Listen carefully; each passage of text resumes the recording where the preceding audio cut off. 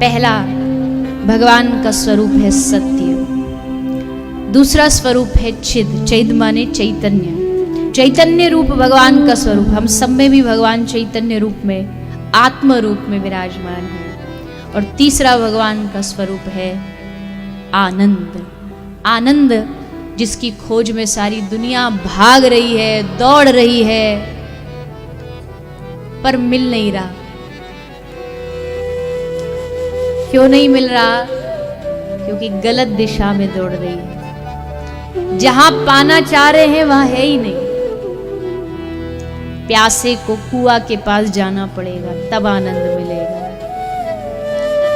आनंद सबको चाहिए जीवन में, बच्चा बच्चा आनंद चाहता है जीवन में, पर मिलेगा कब?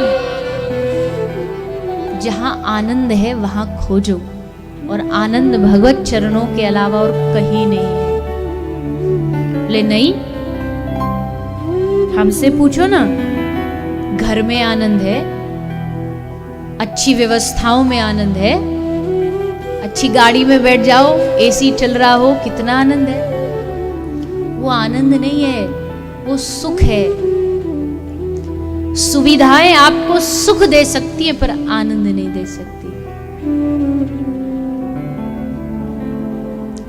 सुविधाओं से सुख मिलता है, और आनंद, आनंद सुविधाओं का मोहताज नहीं। आनंद तो खाने को एक समय की रोटी भी ना हो ना। सुदामा जी के पास कौन सा सुख था?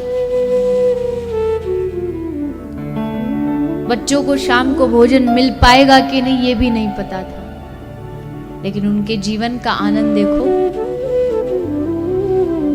भक्ति जीवन में सुख नहीं देती है, भक्ति जीवन में आनंद देती है, क्योंकि भगवान का स्वरूप ही है सच्चिदानंद रूपाय राम सच्चिदानंद दिनेशा ईश्वर परमा कृष्ण सच्चिदानंद विग्रह अनादिरादिर गोविंद सर्व कारण कारणम। ऐसे सच्चिदानंद स्वरूप भगवान जो विश्व की उत्पत्ति, विश्व का पालन और विश्व का संहार करते हैं, और तापत्रय विनाशाय, तीन तापों को नाश करने वाले, दैहिक दैविक भौतिक, तीन ही तो दुख होते हैं, तन का दुख, मन का दुख और धन का दुख। या तो किसी का तन का दुख है,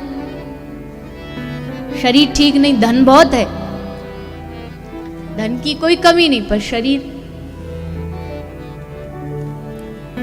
या कोई मन से दुखी है, जो चाह रहा है वो नहीं हो रहा है, या किसी के पास धन नहीं है।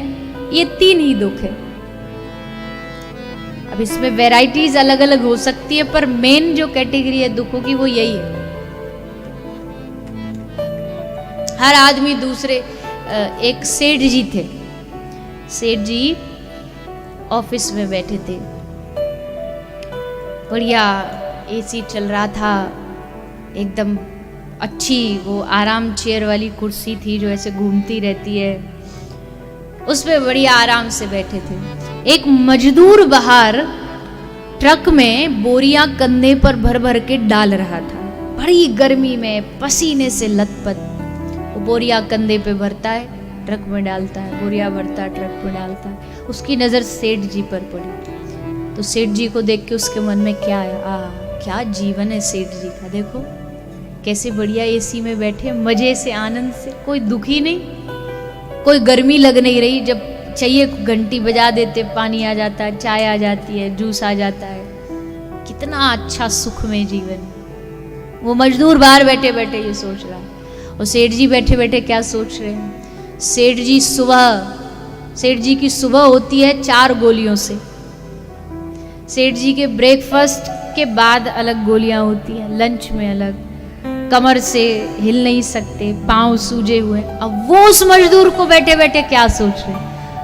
भगवान ने इसको कितना बढ़िया शरीर दिया, देखो तुरंत कंधे पे डाल रखता, फिर डाल के फिर आ जाता, इतना हिष्ट पुष्ट शरीर। काश भगवान ऐसा शरीर हमको दे देता, कोई रोग नहीं, कोई बीमारी नहीं। यही दुनिया का खेल चला हुआ है, सब एक दूसरे को सुख को देख के जी रहे, इसके पास ये है, इसके पास वो सुख है, और उसके चक्कर में अपने पास जो पाया उसको भूल गए।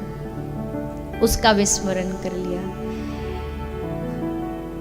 लेकिन तापत्रय विनाशाय, भगवान की शरण में जाओगे तो दैहिक दैविक भौतिक तीनों तापों का प्रभु नाश कर देंगे। ऐसे श्री कृष्णाय वयम नमः, भगवान श्री कृष्ण और उनकी आह्लादिनी शक्ति श्री राधा रानी को वयम नमः हम सब प्रणाम करते हैं।